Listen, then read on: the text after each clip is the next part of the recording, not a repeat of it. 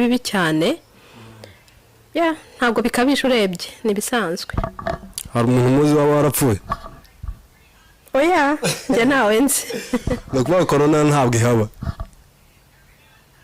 N'amatangazo. Irahaba.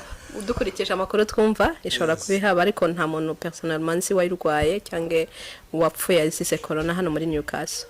Niki kikwemeza neza ko corona ihaba? No kubera ko abashinzwe ubuvuzi bayipimye bakayibona, icyo ni ikintu gitwemeza kwihaba, kandi koko hari abavuga ko bayirwaye twagiye twumva nubwo abatwegereye hano hafi batayirwaye ariko abandi hirya no hino ku isi twarabyumvise. Okay, sawa rero ubwo twasubiye turahura. Sinzi nimba wenda abantu bakicibuka amazina yanyu. Muratwibwira amazina hanyuma turahita twinjira muri topic. Dufite topic ngufiya cyane tugiye kuganiraho, wenda abantu baraze kumenya nyuma, ariko mbere yuko twinjira muri topic mutwibutse amazina. Nitwa Liliane Maombi Nkundabana. Nyirahoza Immaculée. Nitwa Mwamikazi Fabiola. Mufite amakuru menshi, so nifuje ko tuganira ubuzima bw'abanyafrika hano muri Australia. Ubuzima bw'abanyafrika hano muri Australia cyane twibanze ku ipica bene wacu bafite hano muri Afrika, sibyo? Turaza hano tukaba busy, tukabura cyane, sibyo? Umuntu akibaza what makes us busy tugeze hano muri Australia cyangwa se muri Amerika cyangwa ahandi hantu hose hatari muri Afrika, sibyo? Niki dukora muri Afrika badakora, sibyo? Kubera abantu bari hano barahuga, abaririya bakabibazaho bakababura, ugasanga hariho utubeef hagati aho ngaho, abantu baranganye, abantu barirase, abantu bagize umutima muri whatever, sibyo? By the way, murakora mwese? Yego ngenda akora. Yes, ukora iki? Nkorana na organisation bita SSI ifasha impunzi. Ndi umusosho waka mfasha mbega impunzi abantu bashasha bavuye mu bihugu byo hanze kumenyera hano muri Australia. Ntabwo wigeze ukora akazi ko kuhagira imbwa? Oya, ntabwo nigeze ngakora. Kubera ko muri Afrika abantu bibaza uje hano uhagira imbwa, uje hano ukora utuzi ngutwo nyine abazungu nyine baba bara saving abanyafrika. Ndumva ufite akazi kifashe kihagazeho. Yes, reka twumve bagenzi bacu. Murakoze cyane. Ndabanza nsobanura ikibazo cya mbere mubajije muti abantu bari mu bihugu byo hanze hose hatandukanye hari ico bakunze gukoresha bakavuga ngo turi bize, ngo ese ni igiki twaba dukora abanyafrika badakora cyangwa se ni iki kitu making kuba bize. Uko mzumva je ndi umumama ndi umubyeyi mu rugo, kandi je navuye muri Afrika n'umundi ndi umumama ndi umubyeyi. No kuvuga title mfite hano n'umundi nari nifite nkiba hariya, ariko nkiba hariya igituma navuga sinari bize icambere ntago nakoraga, ntago nari nkorera akazi ka mpemba amafaranga, nabaga mu rugo nari umumama ufasha umuryango wanje. Ibyo byaranyoroheraga kubikora ku masaha akwiye, hanyuma nkabona umwanya munini wo kuramutsa inshuti n'abavandimwe ndetse no kuvugira ku matelefone mbaye nyafite. Ikindi cya kabiri nagiraga umukozi wo kumfasha mu rugo rwanje kugira ngo ndere babana nyine kandi kugira ngo nkore ya mirimo yo mu rugo. Ariko maze kugera hano, icyambere navuye muri Afrika mfite abana, maze kugera hano mzara abandi bangana nabo nazanye, no kuvuga inshingano zariyongereye. Ijambo rigira kabiri wa mukozi nagiraga ntawe nongeye kugira, abana ndabareba njenyine. Ijambo rigira gatatu natangiye gukora akazi kampemba amafaranga. No kuvuga ngo ivyo ni ibintu byinshi bihinduka umuntu ageze hano mu bihugu byo hanze. Kandi nanone nkaba ngifite za nshingano nagiraga nkiba muri Afrika ndi umukristo, zo kuja ku rusengero, zo gusura abagwayi, zo guheza attention nyine abo duturanye. Noneho kugira ngo mbone umwanya mutoya wo gufasha uwo nasize hariya cyangwa se kumuvugisha ukambana mutoya, niko kuko mubwira ngo ndi busy. Murakoze cyane. Ubu ukora iki nimba wenda nta mukozi wo mu nzu ufite abana n'akazi ubifatanya gute, ukora iki ubu ngubu wenda gituma uba busy bigeza? Murakoze. Mu bihe bitandukanye nakoze ubuzi butandukanye. kuva ngeze n'ahangaha ariko buri gihe iyo bampaye akazi nkamenya shift y'ako kazi bituma njewe mpindura imirimo yanje yo mu rugo. Ngeze no nabanje gukora akazi ako bitaga family day care nagakoze mu gihe c'imyaka 5 no kuvuga nareraga abana ku manywa noneho ninjoro cyangwa se ku mugoroba nico gihe nakoraga isuku yanje ihagije yo mu rugo yo kuzitegurira umunsi w'ejo akazi ngakorera mu nzu yanje. Muri nyuma y'iyo myaka 5 ishize mbere nabanje kugafatikanya n'akandi kazi ka cleaning muri university yaho dutuye Newcastle. Nabanje kugakora nako ku manywa amasaha hamwe nza kubona biramvunye cyane noneho nkagakora ijoro guhera saa 7 za nijoro gushika saa 1 za mu gitondo mpaye nkora ko ngako ko hanze noneho namara mu gitondo ngakora cleaning saa 2 n'igice ngatangira ka family day care kugeza saa 11 z'umugoroba. No kuvuga najyamaga guhera saa 2 za nijoro cyangwa saa 1 za nijoro kugeza saa 5 saa 6 nkabantangiye kandi kazi. Bityo rero ntabwo umuntu byamworohera.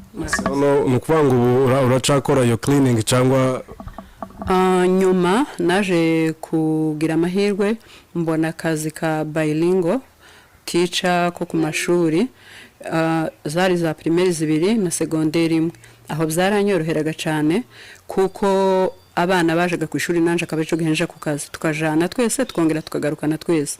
Muri ico gihe twafatikanyaga imirimo mbere y'ishuri tukongera tukayifatikanya nyuma y'ishuri.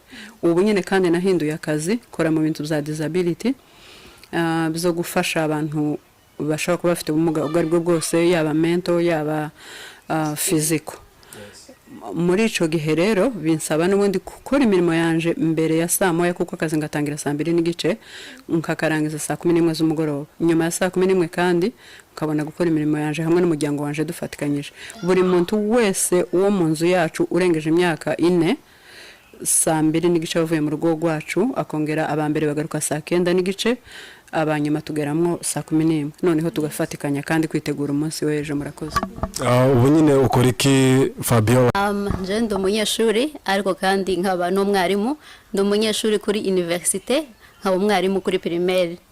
Ibyo ngizo biri mu bintu bimakinga nyine busy bitandukanye nuko nari meze wenda nkiri muri Afrika ntago nari umwarimu ariko nari umunyeshuri gusa nabwo nyine muri high school. Ibyigwa niga muri uni ntabwo bihuye na high school. Mbese byariyongereye cyane nyine bituma mba busy. Ikindi kandi nkuko yabivuze twagiraga abakozi rimwe na rimwe ugasanga muri n'inkumi nka zingahe mu nzu hariho n'imisore ariko ugasanga mufite n'umukozi ubafasha noneho ukaba free umwanya mwinshi. Ikindi kandi abajene benshi hari bamwe na bamwe basuzuguraga utuzi tumwe na tumwe hano dukora twebwe hanyuma mbese bakigumira mu rugo cyane ariko abantu benshi bafokasingaga nko ku ishure ariko naryo ntijyatwaraga amasaha menshi cyane ku buryo batokora mbese ibindi. Ariko icambere mbese muri Afrika ntitwakoraga utuzi twinshi kimwe na hano kandi dufite n'abakozi bagatuma noneho twebwe tuba free ariko hano nta bakozi tugira. Nkanje ndiga nkongera ngakora akazi ko bwarimo urumva ko amasaha menshi nyine mba ndi hanze nataha kandi nkongera ngakora ibyo mu rugo ko ndi umukobwa ariko hano n'abahungu bari wese turakora twese. Yes, ibyo ngibyo byose mbese tumakinga kuba byiza. Icyo navuga kuri iyo topic waruvuze ngo ese kubera iki naha mu bihugu byo hanze abantu baba bize cyane kuruta muri Afrika. Ese no kubera bamwe bashaka kubyinterpreta ko ari ukurengwa abandi bakavuga ko ari ukwirengagiza iyo bavuye kwirata kwibagirwa kudaha umwanya imiryango yabo cyangwa inshuti basize ariko nyamara ntago ariko bimeze 100%. Kubera ko ndabaho urugero nje nkituye muri Afrika narakoraga mu biro nkabyuka mu gitondo nkatunganya ibyo ntunganya nk'umumama mu rugo ugasiga organize ibintu ariko kandi ni nk'amabwiriza natangaga nkavuga ngo bino bintu bize kugenda gutya muze gukora iki muze gukora iki. Mu by'ukuri ntabwo byansabaga 100% kw'ibyo bintu ari njye bishyira mu bikorwa. Oya nkagenda mu kazi kanje ariko nkabandi circle ibintu by'abana biri organize mu rugo ibintu byose ariko nkabanzi ngo hari umuntu usigara bikora. Rero aho bitandukaniye hano ndakora nkora mu mushinga cyangwa muri organisation yakira impunzi ikabafasha kumenyera mu bintu bitandukanye. urumva rero ukora ufite abana cyangwa se ufite umuryango ugomba kumenya ugatunganya akazi ugatunganya n'ibyo mu rugo iwawe nta wundi muntu uri bubisigire niba ugiye making sure ko ibintu byose byo mu rugo biri ku murongo kandi ni uza kubishyira mu bikorwa niba ufite shift y'amasaha 6 8 bivanana n'umuntu akazi akora ni ukuvuga ngo niba uvuye ku kazi nta bya bindi byo muri Afrika ngo uravuga ngo ndananiwe ujye muri douche hanyuma uruhuke no way uravayo uzukore uteke cleaning ibintu byose so niyo mpamvu rero abantu bagomba kuzajya babyumva ko abantu bari hanze batarenzwe ikindi kandi ni difference y'amasaha turi kuri fizore zitandukanye rero ayo masaha yatandukanye wowe uri muri Afrika n'urugero niba ubyutse ugasanga gendo nditegura kujya ku kazi ntago ndi bubone wa mwanya naguhaga cyange kwa kundi twaganiraga duhuje amasaha niba twese tuvuye mu kazi turi buze kubona umwanya wo kuganira ntago biri bukunde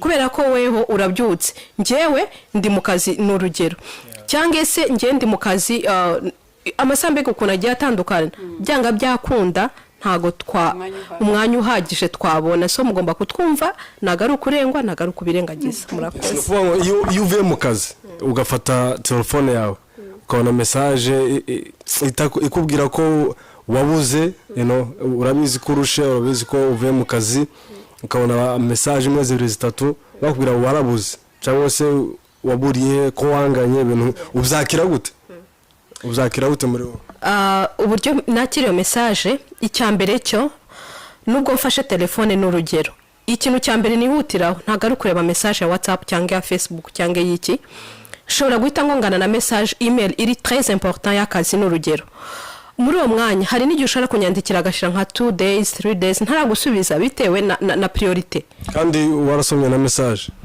nshobora kuyisoma cyangwa se nyisome ariko gusa icyo abantu tugomba kumvikanaho nuko niba ufite umuvandimwe cyangwa inshuti iri hanze ikintu cyambere ntago ari kwijudginga ngo yararenzwe yageze hanze nta kitwibuka yarazamutse mu ntera no way banza umwumve menya situation menya circonstance arimo menya ibihe arimo anyuramo bimugoye ama stress ya hano yes mwagaragaje ukuntu muba muri busy cyane sibyo ariko nje mba numva abantu bo hanze haba harimo n'akantu ko kwirata sibyo yes haba harimo n'akantu sinumva ukuntu umuntu yabura mu wiki yose umuntu akabura umwanya wo kuvugisha undi muntu sinumva ukuntu ibyo bintu ari umuntu umwe uvuze nyine ngo wavuze ngo sinzi ukuntu wobura umwanya wewe wo kwishura umuntu ni nkavuze nk'umwe ariko ari benshi bivana nabuze uvugana bivana nje wewe bonza mvugana nje usanga ari liste yose nzogenda umwanya nje muhe abo bantu bose bigende gute yes mu munota umwe warashobora kuvugisha abantu 10 yes niko nakubwiye nje uko nakubwiye mbere navuze ngo mbanzi ko na trying my best kwishura abo nshoboye abandi nyine nta kundi no bigende nikindi twagaragaje ukuntu umuntu aba ari busy mu minsi yose ku rugero abantu benshi bari hanze bakora iminsi 7 kanje ubwanje nkora iminsi 7 ngasubira nkagira wa mujyango iminsi 7 ngasubira kandi ntago ari kuvuga ngo muri iyo minsi 7 sinza nsubiza ama message nzanya subiza ni ukuvuga nimba nsubije ku magroupe makeya kamara icumweru ndashubije umuntu umwe kubera ko mbona wenda ibyo njewe nawe duhaye tuvugana taco bihabipfaho ngo nuko ntashubije iwe gusa kareba akavuga ngo niwe akireba iwe wenyene niki kintu gituma avuga ko wahindutse wabaye umwana mubi ibintu byo ni byinshi bituma kubera ko nkiba muri Afrika nimba twaravuganaga ni buruko ndangije akarimo kamwe twarabanzaga tukavugana none hano mari cyumweru nkuko wabivuze kabona kumuvugisha kandi namuvugisha kamuvugisha nabwo nimbaraka audio kamwe nimbariki kubera uwo mwanya muto mfite wa break n'umwanya muto mfite mpaye nkora indi mirimo yanje musangiza amagroupe nka 20 ndiho kawusangiza abantu ku giti cabo benshi kandi mfite umuryango wanje nawe ubwite ngomba kumenya igihe cyose nico gituma uri ya muntu avuga ngo je narahindutse ariko suko nahindutse nanjye cyo nabivugaho message natanga ku bantu bari muri Afrika cyangwa abantu tudahuje igihugu nuko bagomba kumva ko nta bwirasi burimo cyangwa guhinduka oya ntabwo umuntu aba yirase nta nubwo umuntu aba yahindutse niba umwandikiye ugahita utegereza igisubizo ako kanya utekereje ko yirase cyangwa yahindutse waba none iyo uyisomye tuyisubiza haba habuze iki ni urugero David umwanya gute ni urugero bivana na kwanza niyo message content iyo message ni urugero umuntu niba nyandikiye ngo riringo ko wabuze ko nabuze aha ndabanza kwanza shakishe se ko mwandikira ukamusuza ukamwira ati ndahari nawe byari byo byose David nibyo nakubwiraga kare ikiganiro bisaba ko bavugana kenshi suko gusa ngo ndahari hanyuma ngo birangirire aho ngaho nawe birebire ni urugero nk'ubu nyine twicaye hano muri iki kiganiro ushobora kuba hari message nabonye guki hayitibuka nkama mbona kerisha ashaka kuvuga ariko kera telefone nayibitse kuko tugiye muri kino kiganiro ariko iwe ntaza amakuru ko turi muri kino kiganiro nabona rero hashize amasaha 2 ntamushubije aravuga ngo ndirasa ariko njewe nzi neza ko ndi mu kiganiro canje ariko ntari mu bwirasa erega ikindi nuko ni kwa kundi navuze content ugomba kureba uraha priority ibintu ese niba ngiye gutora umwana ku ishuri ndabanza mparike ahantu subise wa muntu ngo sinabuze cyangwa mwiyeskizeho no as long as igiye byo ndi gukora nzi ko nta kwirata kurimo nta kosa ririmo nshobora kuvuga ngo now ndi busy ariko ninza guhuguka uyu muntu ndaza kumusubiza cyangwa tuganire ariko namwe rero opening message uzi ko udafite umwanya wo kwisoma ntago ari byiza nimba wenda ushobora opening message bikagaragara ko ari scene to blue tubiri sibiza ko opening ukayifungura agasura ukayigira unreal oya nje ku giti canje ntabwo nemezanya na Fabiola ku opening message kuri njewe no kugira ngo menye iyo message nimbifitiki hari ikintu cotibuka muri message hari ikintu cotibuka muri message bigatuma mpagarika ikindi kubera ko kiya kintu gikomeye cyane ariko hari ikintu mbona kabona kabisa ntaco cishe nimbanza gukora ibintu byanje ikindi kintu je no ushaka kubwira abantu batarabo muri Afrika gusa umuntu wese yaba wo mubana yaba uzi kubona kuri social media umuntu wese numva no hinama sinzi gituma umuntu azatekeza ngo ubundi arirata njewe mu buzima sinzi kabisa Imana yambabarira ariko ntabantu ntatekeza ko birata sinzi amana ko hari umuntu wirata kuri njewe kubera ko andushiki taco gusa nzamenya ngo ateye kutamvugisha uko niko ateye ntabaza mvugisha ariko suko ansuzuguye ngo hari ico ndushaho nje sinzi ntekeza singire iyo mind ikindi kintu nimba umuntu ataza gusubiza ku gihe ugomba kwiga impamvu ataza gusubiza ukayimenya ikagukiza ariko abantu ntibagahore bagwaye abandi ntabwo ari ikintu ciza ugomba kuza wiga ikintu ukakimenya ukamovinga on ndatanga urugero rutoya tukigera hano muri Australia abanyamurenge hafi ya bose mu mastate atandukanye ninkaho twari tuziranye kandi twazaga tuvugana rimwe nkageza saa 4 za nijoro kuri telefone n'abadamu wenda ntara meetinga nabo gusa kumva ko ari abanyamurenge kandi bari mu yandi mastate tukavugana ariko nyuma twese tuza kuba busy tuza kugira ibyo dukora tawanze uwundi ariko ndakubwiye ngo ubu nyine kumuntu wo mu yindi state sinomenya ngo duheruka kuvugana giheke nabo duturanye hari uwo twamara amezi tutavuganye ariko si ukumwanga ibihe byarahindutse dufokasinze ku bindi bintu ikindi nabonanye abazungu nshaka gusharinga n'abantu bacu telefone ntago ari yo gukoreraho blog telefone niyo gutangiraho ubutumwa buri nkenegwa ubutumwa bw'ingenzi ubundi ugomba kuvugana n'abantu bari live abantu ba ukoraho muri kumwe ariko umuntu uri ku ugomba kumuha message ukeneye kwimugeraho ariko apana joke njewe niko mzumva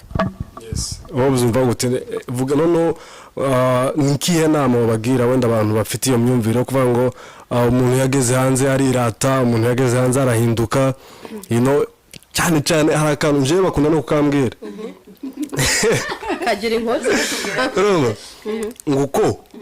ngo kuragira ngo nifaranga tuba tugiye kwaka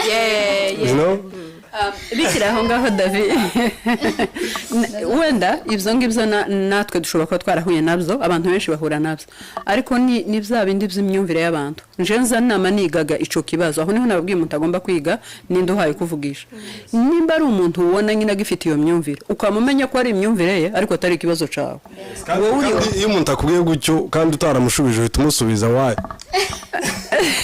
nuko ubuzi ko muri we aremererewe n'ubusa we udafite. Ikindi navuga aho ngaho mbere na mbere nuko abantu bagomba kumenya ko milieu influence character zacu ijana ku ijana. Ni ukuvuga ngo niba ndi muri Afrika ndakora ariko mfite amasaha makeya abaze, kandi ikindi ndi muri family mfite support itandukanye yaba y'ababyeyi, y'abavukana, y'abantu badufasha imirimo yo mu rugo bitandukanye no hanze. Rero umuntu uri hanze ibyo byose arabyimenya, arabaga akifasha. Ikindi kandi icyo waruvuze cyo ngo kuki niba umuntu akwandikiye message kukubwira ngo usige wirata wihutira kumusubiza, ni nko kwidefanda. Mbese ni nko abakureze ugashaka kwidefanda ukamubwira ngo yasha nago nirata nukubera izi mpamvu izi, ariko kandi ikintu tugomba kumenya ntago na spending time kuri WhatsApp ndimo ngusubiza hari ibintu by'ingenzi mu rugo rwanjye cyangwa mu kazi kanjye. Ni ukuvuga ngo urapeza, kandi ntago bivuga ngo abantu bari hanze mu by'ukuri ntago tujya tuganira. Oya, dufite inshuti, dufite abavandimwe, kandi abo bose turabaganiriza dukurikije n'imyanya yacu dufite. Niko konde navuze ngo tuvuka kabiri iyo twageze hanze, tuba dufite isi twari tubamwe twakuriyemo kandi tuza tuyitakaza. Washika ukamuvuka mu yindi nshasha ukamenyana n'abandi bantu ugahura, kandi mbese ubugize nk'incuro zibiri izisi ubayemo zitandukanye. Kandi ko rero ubera na bize nyine ibintu bibiri wikoreye ariko baracari kuri cya kindi kimwe wari uriho mbere nyine ugasanga yo kundi babize nyine. Ngo okay turangiza ikiganiro, ariko ndagaruka ku kantu wavuze ngo abantu bazavuga nyine ngo ntugire ngo n'amafaranga duhaye tugusaba, kandi arabimbwiye maze kumuramutsa amayansa. Ariko uretse n'ibyo muzoza mugaragaza kumva ko abantu bafite imyumvire itandukanye kubera kuba ahantu hatandukanye.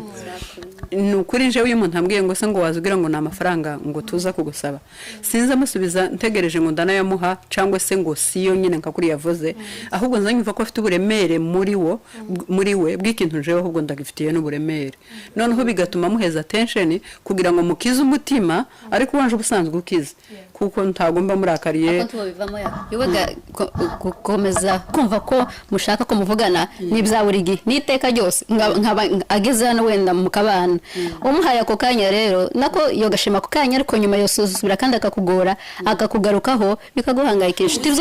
Ikindi kintu numva